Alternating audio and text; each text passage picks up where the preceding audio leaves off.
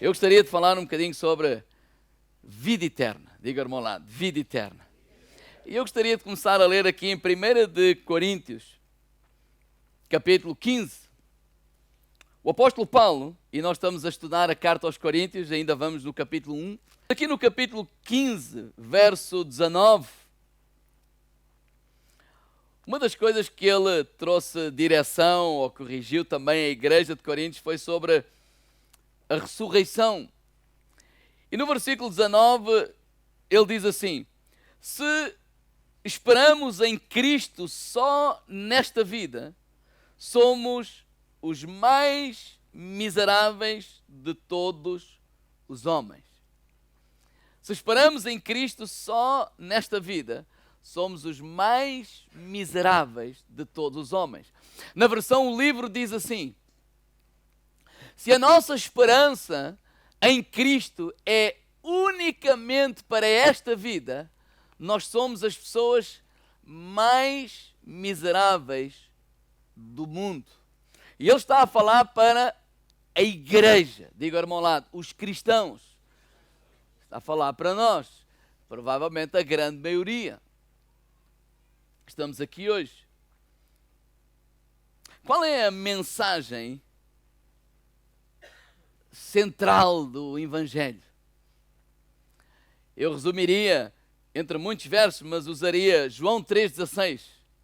Porque Deus amou o mundo de tal maneira que deu o seu Filho unigênito, para que todo aquele que nele crê não pereça, mas tenha a vida eterna. Podemos dizer todos outra vez? 1, 2, 3. Deus amou o mundo de tal maneira que deu o seu Filho unigênito, para que todo aquele que nele crê não pereça, mas tenha a vida eterna. Segundo a minha mãe, ela teve um primeiro encontro com o Evangelho 1 de maio de 1978, através de uma campanha do irmão pastor evangelista Luís Reis, o pai do filho que teve cá. E querendo Deus, ainda este ano vamos ter cá o pai.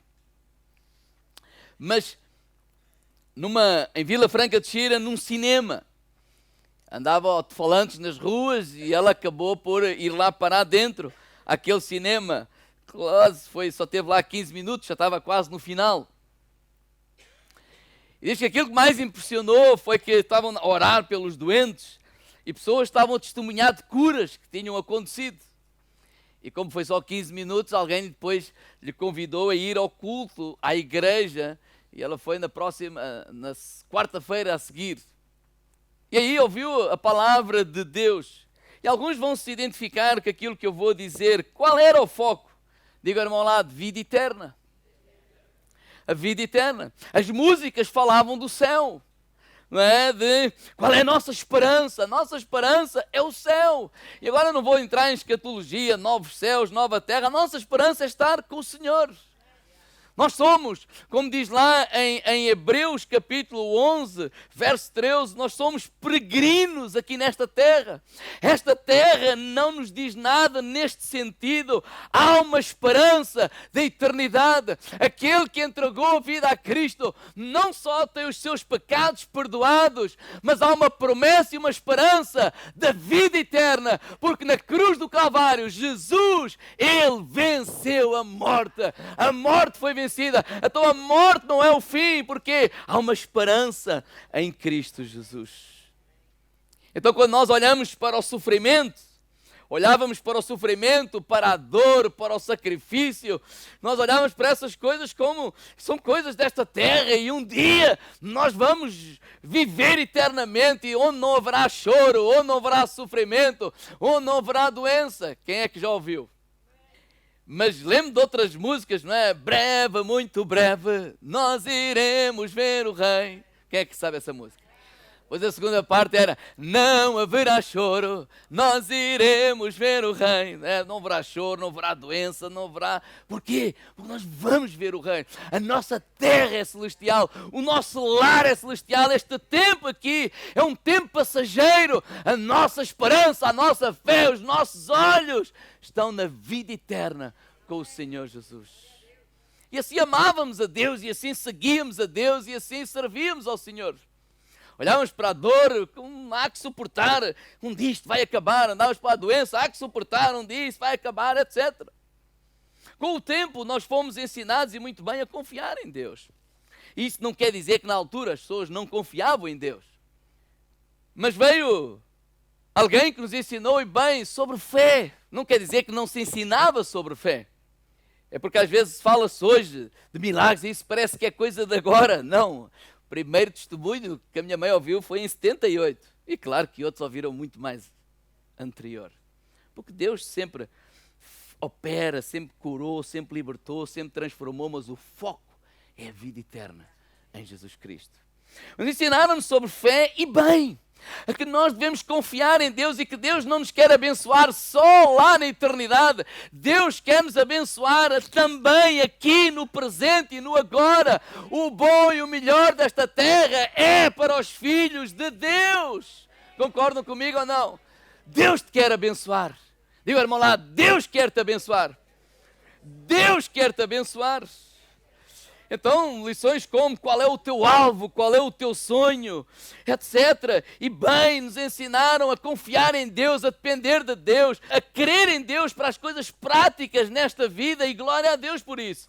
Mas sem nos apercebermos, o foco passou a estar no aqui e no agora. O foco passou a estar nas circunstâncias ou na vida aqui presente. E sem nos apercebermos, nós começamos, ou muita gente começou, não é a desprezar, mas a considerar mais importante este tempo presente do que o tempo futuro. Quando Deus não responde positivamente à oração, a um pedido que eu fiz, a um sonho, a um alvo, ele fica triste, ele fica desanimado, ele fica, afinal, onde é que está Deus? Se Deus me ama tanto, por que é que esta porta não abriu? Começámos a amar mais as coisas deste mundo do que as coisas de Deus, parecendo aquelas 5 virgens loucas, que de repente perderam o foco do seu noivo e passaram a focar no aqui, no agora, e a amar essas coisas. Então parece que valorizamos mais as coisas deste mundo. Parece que olhamos para, às vezes, uma resposta negativa a uma porta fechada, como se fosse o diabo ou isto ou aquilo, mas Deus continua a ser o Senhor da nossa vida. Nós acreditávamos e acreditamos ainda hoje que Deus é um Deus que abre portas. Posso ouvir um amém? Mas este mesmo Deus que abre portas, Ele também fecha portas para nos conduzir, para nos abençoar, para nos levar por outros caminhos que não aqueles. Então olhamos para as portas fechadas, não, Deus não me ama. Diga ao irmão lá, Deus te ama sempre. Por isso este apóstolo Paulo diz assim: se a nossa esperança em Cristo é unicamente para esta vida, nós somos as pessoas mais miseráveis deste mundo. Que como cristãos, se a nossa esperança é só para aquilo que nós vemos, Paulo, ele é claro e diz que somos as pessoas mais miseráveis.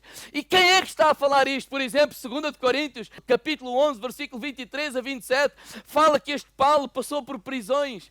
Este apóstolo Paulo foi açoitado. Este apóstolo Paulo passou por perigos de morte, apedrejamentos, perigos no deserto, no mar, entre os falsos irmãos, trabalhos, fadiga. Este apóstolo Paulo passou fome. Este apóstolo Paulo passou sede. Este apóstolo Paulo passou uma série dessas coisas, mas eu olho para este apóstolo Paulo e ele continua a servir a Deus, a amar a Deus. Na prisão lá em Roma, ele escreve a carta aos Filipenses sobre a alegria. Ele escreve: olha, vamos se alegrar no Senhor, vamos continuar a confiar no Senhor. Ou seja, parece-me a mim que este homem tem uma visão ou uma mentalidade de eternidade. Diga ao irmão ao lado, mentalidade de eternidade.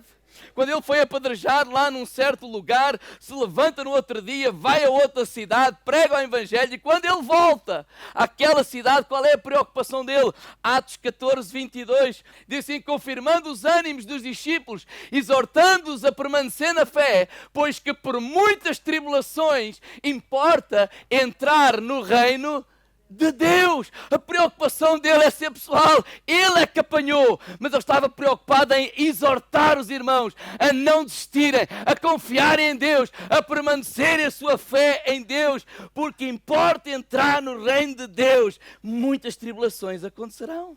Ou seja, Paulo tem uma mentalidade de vida eterna. Onde é que eu compreendo isso? Filipenses capítulo 3, verso 8. Ele está a falar das suas próprias qualificações deste mundo. Que glória a Deus por isso. Não é? Ele diz assim no versículo 7. Contudo, tudo isto, o que para mim era uma razão de orgulho, eu considero desperdício devido ao que Cristo fez na minha vida. Ele está a falar sobre a sua educação, ele está a falar sobre a sua formação, e glória a Deus por todas essas coisas. Mas no versículo 8, ele diz: eu vou até mais longe. Não, nada há que possa comparar com o valor imenso que representa o conhecimento de Jesus Cristo, meu Senhor. Por causa dele é que desprezei todas essas coisas e as considero como lixo, na certeza de ganhar a Cristo. Ele não está a dizer que não é importante estudar. Ele não está a dizer que não é importante ter uma posição neste mundo. Ele não está a dizer que não é importante ter casa, carro, ou isto ou aquilo, não. Ele não está a dizer que não é importante este sonho ou aquilo, não. O que ele está a dizer é que nenhuma dessas coisas ele considera mais importante do que aquilo que Cristo fez na sua vida. E é este homem que diz: olha, se esperamos em Cristo só nesta vida, somos as pessoas mais miseráveis deste mundo.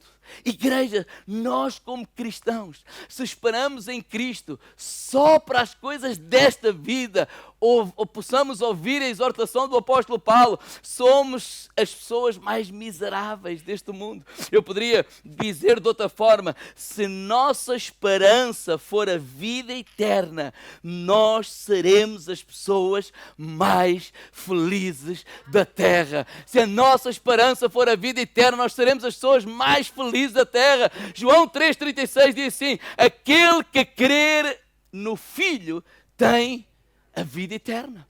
O meu sogro, pastor Gomes, ele tinha muita mania de dizer: Mário, nós já estamos a viver a eternidade. E é verdade. Porque no dia em que Cristo entrou no nosso coração, nós recebemos a vida eterna dentro de nós. Então a eternidade começa não com a nossa morte, mas na verdade começa no nosso dia que nascemos de novo. Por isso é que a palavra de Deus diz: aquele que está em Cristo, nova criatura é. As coisas velhas já passaram e tudo se fez de novo. Então a vida eterna é um estilo de vida que nos acompanha. 1 João 2, versículo 25, diz assim: esta é a promessa que Ele nos fez. O que é que diz aí? A vida eterna. 1 João 5,11, vamos lá. E o testemunho é este: que Deus nos deu a vida eterna, e a vida está no seu Filho. Quem tem o Filho tem a vida. Quem não tem o Filho de Deus não tem a vida. E estas coisas vos escrevi, para que saibais que tendes a vida eterna, para que creiais no Filho, no nome do Filho de Deus. Nós somos um povo que a nossa esperança, digo ao irmão ao lado, é a vida eterna. Então a minha lição é esta: qual é o estilo de vida de quem tem uma mentalidade de vida eterna? Digo ao irmão ao lado: qual é o estilo de vida de quem tem uma mentalidade, como o apóstolo Paulo, de vida eterna? 5 palavras rapidamente. Primeira palavra: santidade. Diga ao irmão ao lado: santidade. Santidade. A mentalidade de vida eterna leva-nos a desejar viver para agradar ao Senhor. Viver para agradar ao Senhor. Oh, irmãos, viver para Ele, para a glória dEle, representá-lo com dignidade, honrá-lo. Irmãos, santidade o que é? Santidade é o desejo de viver para Cristo. Na verdade, nós fomos separados deste mundo para viver para o Senhor. Não mais segundo o curso deste mundo, mas segundo a vontade de Deus. Hebreus 12, 14, o que é que diz? Sem santificação, ninguém verá o Senhor. Se a nossa esperança é ver o Senhor, é estar com o Senhor, nós temos que viver uma vida de santidade. É este desejo profundo de viver para agradá-lo. Ou seja, o amor ao Senhor, ele é maior do que o amor às coisas deste mundo. O amor ao Senhor, ele é maior do que a dor, ele é maior do que o sofrimento. Então nós suportamos o sofrimento, não porque amamos o sofrimento, mas amamos ao Senhor acima do sofrimento. Então o nosso desejo é fazer tudo o que tiver ao nosso alcance para viver para Ele, para amá-lo, para glorificá-lo. Irmãos, se o nosso amor for apenas ao domingo de manhã, das 10h30 ao meio-dia-e-meia, diga, irmão, ao lado é um amor muito pequeno. 1 João 3, 2 diz assim: amados, agora sois filhos de Deus. Ainda não é manifesto o que havemos de ser, mas sabemos que quando Ele se manifestar, seremos semelhantes a Ele, porque assim como Ele é, o veremos. E qualquer que nele tem esta esperança, qual esperança? Ser semelhante ao Senhor. Ser semelhante ao Senhor. Purifica-se a si mesmo, como também Ele é puro. Há um desejo profundo de nós agradarmos ao Senhor. Oh, irmãos, a questão não é ser pecado ou não é pecado. A questão é, eu luto contra o pecado, não porque eu tenho medo do inferno. Eu luto contra o pecado, não porque senão Deus já não me vai abençoar. Não, Deus já me abençoou em Jesus Cristo, na cruz do Calvário. Não, eu luto contra o pecado porque eu amo ao Senhor e eu quero viver para agradar ao Senhor. Oh, irmãos, que nós possamos dirigir a nossa igreja não de acordo com o que eu acho, não de acordo com o que eu gosto, não de acordo com aquilo que me faz sentir melhor, mas de acordo com aquilo que nós vemos na palavra de Deus que agrada ao Senhor. O louvor agrada ao Senhor, sim ou não? Então vamos louvá-lo. A alegria agrada ao Senhor, então vamos se alegrar na presença de Deus. Estudar a palavra de Deus agrada ao Senhor ou não? Então vamos-lo fazer. Viver em santidade é amar ao Senhor acima de nós próprios, acima da nossa vontade. Jesus disse assim em Mateus 5,48: sede vós, pois, perfeitos como é perfeito o vosso Pai que está nos céus. Claro que nós não somos perfeitos, irmãos, mas ter este coração de viver para agradar ao Senhor. Quando a Bíblia diz que Davi tinha um coração segundo Deus, ele não era perfeito, não era uma pessoa que nunca errou, pelo contrário, nós erramos, mas ele tinha este coração: eu quero viver para agradar ao Senhor. Tanto que na hora que ele pecou, na hora que o Natan lhe mostrou o grande erro que ele fez, aquele Salmo 51, ele começa: tem misericórdia de mim, ó Deus. Oh, porque eu fiz algo horrível. Ele tem misericórdia de mim. A preocupação dele é: eu desonrei o meu Deus, o Senhor que diz que eu amo. Oh, irmãos, nós amamos ao Senhor. Ele é o nosso Senhor. Ele não é apenas o nosso Salvador. Ele é o Senhor das nossas vidas. Nós lhe entregamos a nossa vida. E a nossa vida não mais pertence a nós, mas pertence a Ele. Amém. Irmãos, nós lutamos contra o pecado, não porque temos uma cultura de medo. Diga ao meu lado: não é por causa do medo. Mas a eternidade é real. O inferno é real. E um dia todos nós temos que prestar contas a Deus.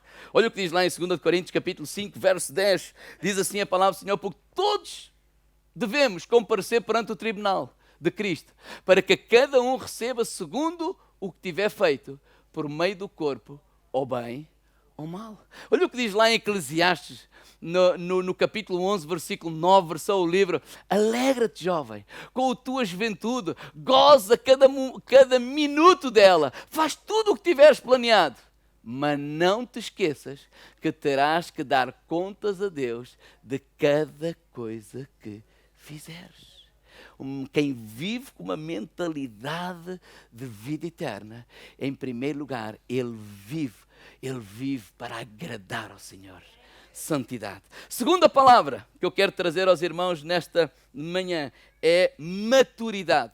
A mentalidade de vida eterna traz para as nossas vidas maturidade em relação à morte. Como nós encaramos a morte. Quem é que está aqui que quer ter um encontro com o Senhor? Levanta o braço. Quem é que está aqui que quer morrer? Boa! Então como é que vamos ter um encontro com o Senhor? Irmãos, eu estava a meditar sobre isso, mas vamos... Ai, pastor, então hoje trouxe uma pessoa nova, você vai falar disso. Não te preocupes com a pessoa nova que Deus fala com ela. Mas Deus quer falar contigo também. Olha aqui, a conversa de Deus com Moisés. Deuteronômio, não abram, aponta só. Deuteronômio 32, 48. Olha Deus a falar com Moisés. Neste mesmo dia o Senhor disse a Moisés, sobe ao monte, bebe, na cordilheira de Abarim, na terra de Moabe, de fronte a Jericó, lá do cimo, contempla a terra de Canaã que eu dei ao povo de Israel. Versículo 50. Depois de olhares para ela, deverás morrer e ir ter com os teus antepassados. Já viu esta conversa? Mas ele não está a ameaçar, isto não tem nada a ver com ameaça. Tem a ver com uma conversa normal. Olha, estás ali a ver a terra, é isso. Que tal, eles vão entrar, sei que, e tu vais morrer. E vais te juntar ao Arão e a todos os outros teus irmãos. Olha a conversa de José para com os irmãos. Gênesis capítulo 50, versículo 24. Vou morrer em breve. Sabe, vocês reúnem a família.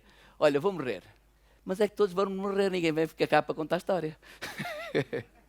Mas olha, vou morrer, disse José aos irmãos. Mas Deus virá com certeza buscar-vos para vos tirar desta terra, do Egito, e vos levar. Ou seja, olha, há algo que é superior a mim. E Deus já tinha revelado a ele o que iria acontecer. Mas ele fala, esta gente fala da morte como ir para casa. Diga-me ao lado, vou para casa. Não é já? Gênesis 49, 1. O Jacó reúne os seus filhos. No versículo 1, ele começa a dar uma palavra profética a cada um, a falar, a abençoar. É a importância de nós pais abençoarmos os nossos filhos. A nossa boca Deus nos deu para abençoar e Ele abençoa cada filho. Versículo 29, ele diz assim, depois disse, vou morrer em breve. Vocês deverão pôr-me junto dos meus pais na terra Canaã, na gruta que está, etc, etc. E ele dá instruções acerca da sua sepultura. Olha o apóstolo Paulo a falar para Timóteo, 2 Timóteo capítulo 4, verso 6, porque eu já estou sendo oferecido por expressão de sacrifício e o tempo da minha partida está próximo. Sabe o que ele está a dizer? Não é partida daqui para ali, é partida daqui para o Senhor.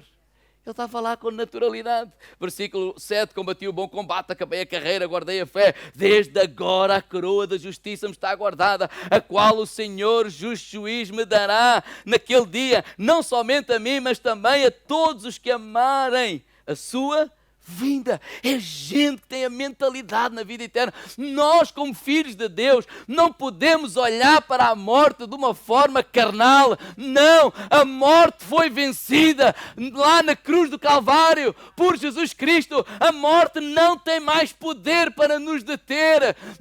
Foi conquistado para nós a vida eterna com Jesus Cristo. Então, quando olhamos para a morte, vamos olhar com naturalidade, no sentido de maturidade. Podemos ficar triste naturalmente, é uma partida, etc. Mas é alguém que venceu aqui nesta terra e conquistou a sua coroa de glória e está no céu a viver eternamente com o Pai, onde todos nós um dia se vamos juntar a eles para a glória de Deus. Como igreja, não podemos amar estas coisas como que este aqui fosse o nosso lugar. Não! Este lugar é um lugar de passagem. Na verdade, não só os irmãos brasileiros que estão aqui em peregrinação, nós todos, esta terra, é uma passagem, porque o nosso destino é o lar celestial. Esse é o meu destino, esse é o teu destino. Diga ao irmão ao lado, essa é a nossa casa. Onde homens, todas as línguas, todas as raças, toda a gente está a clamar Santo, Santo, Santo, e eu quero me juntar a esse coral a clamar Santo, Santo, Santo é o Senhor. Quem vive uma mentalidade de vida eterna, ela nos acrescenta maturidade ao olhar para este tempo de partida. Então, quando olhamos para a partida dos nossos entes queridos, ou de alguém que nos é muito querido, nós olhamos com esta maturidade. Terceira palavra, propósito. A mentalidade de vida eterna muda os nossos valores. Muda os nossos valores. A mentalidade de vida eterna muda as nossas prioridades. Olha o que Deus disse a Abraão, Gênesis 12, 2. Olha, eu vou-te abençoar. Esta é uma promessa de Deus. Diga ao irmão lá, Deus quer te abençoar. Assim como Ele abençoou Abraão, eu quero te abençoar. Deus trouxe para Portugal, Deus quer te abençoar. Se nos levar para o Luxemburgo, norte, sul, este ou oeste, seja por onde for país do mundo, América, Deus nos quer abençoar. Diga ao irmão lá, Deus nos quer abençoar. Agora, qual é o propósito de Deus nos abençoar? Deus foi claro com Abraão. Eu quero te abençoar, não porque para tu te orgulhares e pensares que és o melhor de toda a gente. Deus quer te abençoar, não porque nós achamos e gastamos apenas para... Não, para que tu sejas uma bênção. Há um propósito, há uma finalidade. Irmãos, não é errado nós temos coisas. Não é errado não é errado ter carro, não é errado ter um bom carro, não é errado ter uma casa ou uma boa casa, ou ter seja o que for, não é errado. Mas nós não podemos esquecer qual é o propósito de Deus. O propósito de Deus é que nós, através da bênção que Ele derrama sobre a nossa vida, possamos ser bênção para as pessoas à nossa volta. O propósito não é o egoísmo, o propósito não é a vaidade, é comum amarmos as coisas e usarmos as pessoas, mas nós deveríamos era usar as coisas e amar as pessoas. Ou seja, não é usar as pessoas para alcançar coisas, mas é usar as coisas para alcançar as pessoas, abençoar as pessoas. Oh, Deus nos quer abençoar, sim. Quando nós oramos pela nossa igreja, mais pessoas, mais dinheiro, mais isto ou mais aquilo, só há um propósito, mais, para quê? Para sermos bênção. Porque se for para nos engordar, se for para nos envaidecer, se for para nos orgulhar, Deus não está aí. A mentalidade de vida eterna é nós reconhecemos, quando Deus nos abençoa, Deus tem um propósito para que tu sejas bênção para a vida de outras pessoas à nossa volta. E não estamos a falar só de dinheiro, estamos a falar de talento, estamos a falar de todas as áreas da nossa vida, abençoados para ser uma bênção. Diga ao irmão ao lado, cuidado, não brinques com esse assunto chamado dinheiro. Não brinques com esse assunto chamado dinheiro.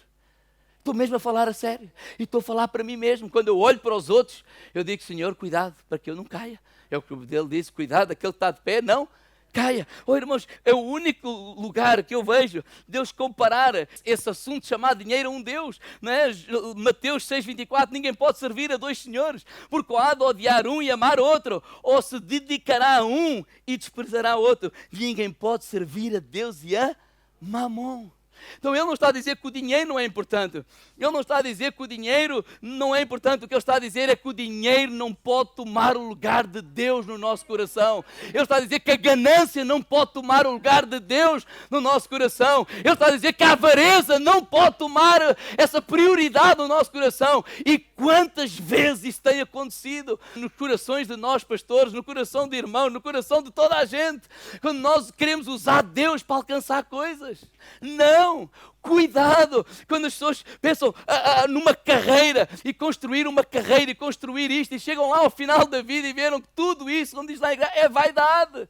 Então é importante ganharmos dinheiro, sim, é importante construir uma carreira, sim, mas nunca coloques nenhuma dessas coisas no lugar onde deve estar Deus. Porque quem tem uma mentalidade de vida eterna, sabe que quando Deus nos abençoa, há um propósito. Há um propósito, é sermos bênção para as outras vidas. Nunca há o propósito de engrandecermos a nós mesmos.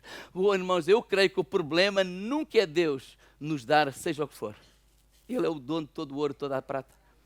Concordam comigo ou não? Deus não tem problema em nos mimar. Sabe o que é mimar? É dar-nos o que a gente não precisa.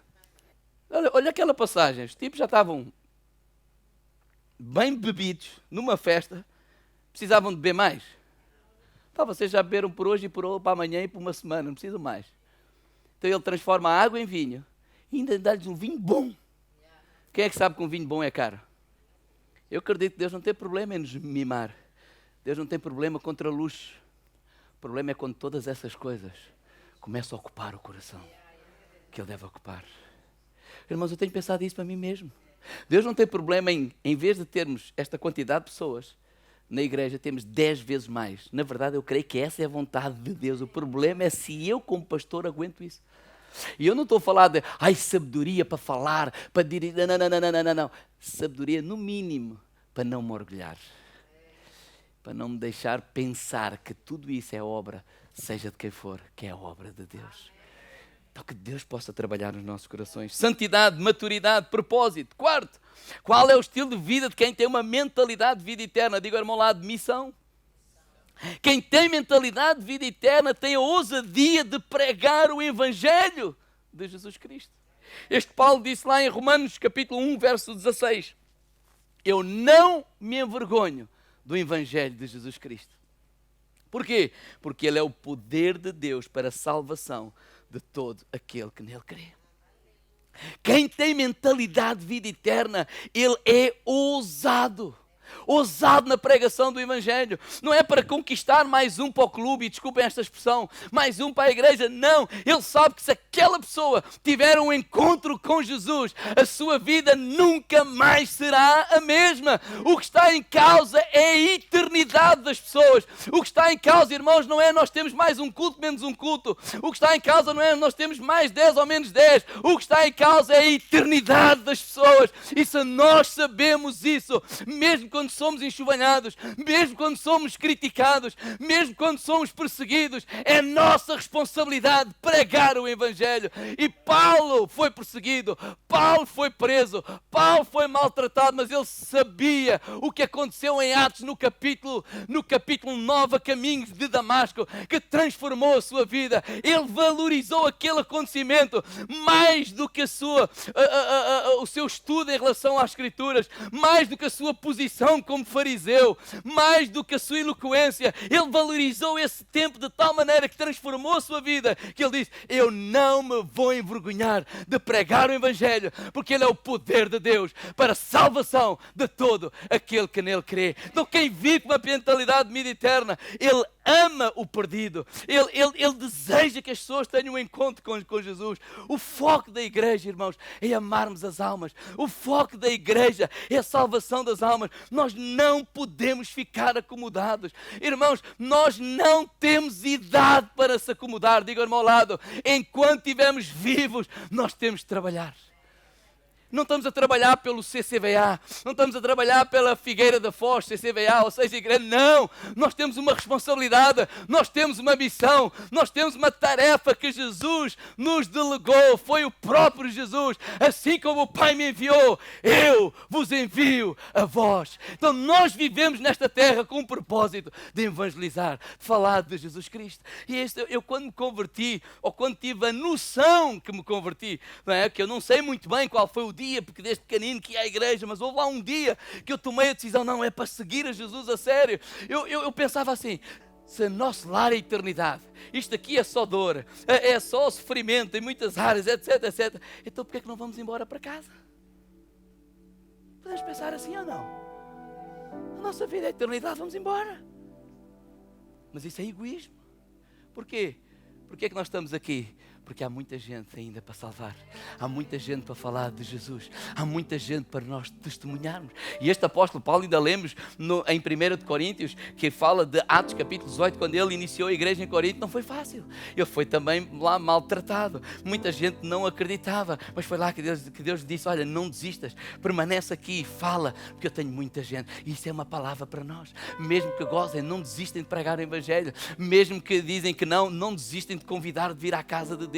Vamos continuar a falar, vamos continuar a evangelizar, vamos continuar a falar, não porque o pastor está a dizer, mas porque é pastor dos pastores. Jesus nos deu essa missão, nos deu essa tarefa, e nós que dizemos e amamos a Jesus, nós amamos mais Jesus do que o gozo de alguém, nós amamos mais Jesus do que o sacrifício de fazer isto ou aquilo, nós amamos mais Jesus do que qualquer outra coisa. Estamos a falar de ter uma mentalidade de vida eterna. Oh, vamos orar. vamos jejuar pelas almas. Não é jejuar para que eu tenha isto, para que eu tenha aquilo, para que Deus abra. Não, há uma missão, há uma tarefa de Deus. Eu posso ir, aqui está difícil, eu sei, mas foi Ele que me deu a tarefa. Então, Senhor, como é que eu vou fazer? Fortalece-me, dá-me ousadia, dá-me sabedoria no abrir da minha boca. Senhor, irmãos, vamos compreender também que isto não tem a ver com a nossa capacidade humana. Vamos colocar a nossa fé, que isto tem a ver com a intervenção de Deus. Eu às vezes não preciso mais de sabedoria, o que eu preciso de crer é que na hora de eu abrir a boca é Deus que vai tocar, é Deus que vai transformar, é Deus. Irmãos, não havia homem algum que fosse mudar a cabeça do apóstolo Paulo, mas quando o Espírito de Deus lhe apareceu no caminho de Damasco, ele mudou. É um milagre. Então na evangelização nós precisamos de milagres, nós precisamos de crer que Deus é um Deus de milagres. Deus ainda continua a operar hoje da mesma forma que operou no passado e vai continuar a operar. E enquanto nós vivermos, enquanto nós estivermos aqui na Figueira da Foz, nós não vamos viver descansados, nós não vamos se acomodar, porque aqui a questão não é ter a igreja cheia ou mais cheia ou menos cheia, ou mais culto ou menos culto. A questão é a eternidade das pessoas. Vamos ter ousadia, Senhor, dá-nos ousadia, porque se eu digo que amo a Deus, então eu quero fazer a vontade de Deus. Uma das coisas que eu digo aos meus filhos é que vocês dizem que nos amam, mas o papá diz, faz isto, não faz, faz isto. Dizer 50 vezes a mesma coisa é cansativo. E a atitude demonstra que a tua conversa não é condizente com o que estás a fazer. E às vezes nós podemos nos acomodar. Nós vamos fazer o quê? Vamos orar, vamos clamar ao Senhor. Quando Ele diz que para nos enchermos do Espírito Santo, Atos 1:8, é claro, encher do Espírito Santo não é para nós conquistarmos mais isto e mais aquilo. Encher do Espírito Santo não é para, eu falo em línguas, eu faço isto, eu faço aquilo. Não, encher do Espírito Santo não é para nós termos vaidade, não. Encher do Espírito Santo, Atos 1:8, é claro, é para que nós sejamos testemunhas do nosso Senhor Jesus Cristo, para que tenhamos a ousadia, a capacidade, a intrepidez de falar de Jesus Cristo. Quem tem a mentalidade de vida eterna, ele vive uma vida de santidade, de querer agradar ao Senhor. Ele tem a maturidade em relação à morte. Ele vive com propósito, sabendo que a maneira que Deus nos abençoa para que nós sejamos bênção. Ele reconhece a missão que nós temos enquanto cristãos, enquanto igreja aqui nesta terra. E por último, ele tem esta esperança. Quem tem a mentalidade de vida eterna ama a vinda do nosso Senhor Jesus Cristo. Maranata, ora vem, Senhor Jesus. Um dia alguém, parece que a igreja está com medo, quer fugir daqui. Não tem nada a ver com medo, tem nada a fugir daqui. Agora, se eu vivo com uma mentalidade de vida eterna, eu amo a presença de Deus. Eu amo a presença de Deus. Eu quero estar com o Senhor. Eu dizer, Senhor, Maranata, ora vem, Senhor Jesus. Ora vem, Senhor Jesus. A questão é nós estamos diante do Cordeiro para o adorar, para clamar todos juntos, Santo, Santo, Santo, Santo é o Cordeiro. Santo é o Cordeiro. Se tivermos uma mentalidade de vida eterna, vamos ser as pessoas mais felizes desta terra. A doença não nos vai parar, a doença não nos vai impedir de louvar a Deus, a doença não nos vai impedir de nós testemunharmos de Jesus Cristo. A perseguição, a dificuldade financeira ou as circunstâncias desta vida não nos impedem de louvar a Deus. Irmãos, olhem para a palavra de Deus. A igreja sempre avançou mais no meio de problemas, no meio de tempestades, no meio de perseguições. Então só não ia dizer que o próximo ano é um ano mau. Nós como igreja vamos declarar, seja o que for, nada nos vai calar a nossa boca de louvarmos ao Senhor, de glorificarmos ao Senhor, de honrarmos ao Senhor, de louvarmos ao Senhor, com mais sopa ou mais carne, com menos sopa ou menos carne, em todo o tempo nós vamos louvar o nosso Senhor e declarar que apesar das circunstâncias, ou independentemente das circunstâncias, tu continuas a ser santo. Tu continuas a ser bom, tu continuas a ser o nosso Senhor, tu continuas a governar a nossa vida. Nós amamos mais a Deus do que esta vida. E a minha oração nesta manhã, Senhor, Espírito Santo, dá-me uma mentalidade de vida eterna. O nosso coração é mesmo enganoso. O nosso coração se deixa enganar por coisas tão sem importância. Mas nós somos assim. Mas nós amamos a Deus. E precisamos abrir os nossos corações para Ele. Deus, tem misericórdia de nós.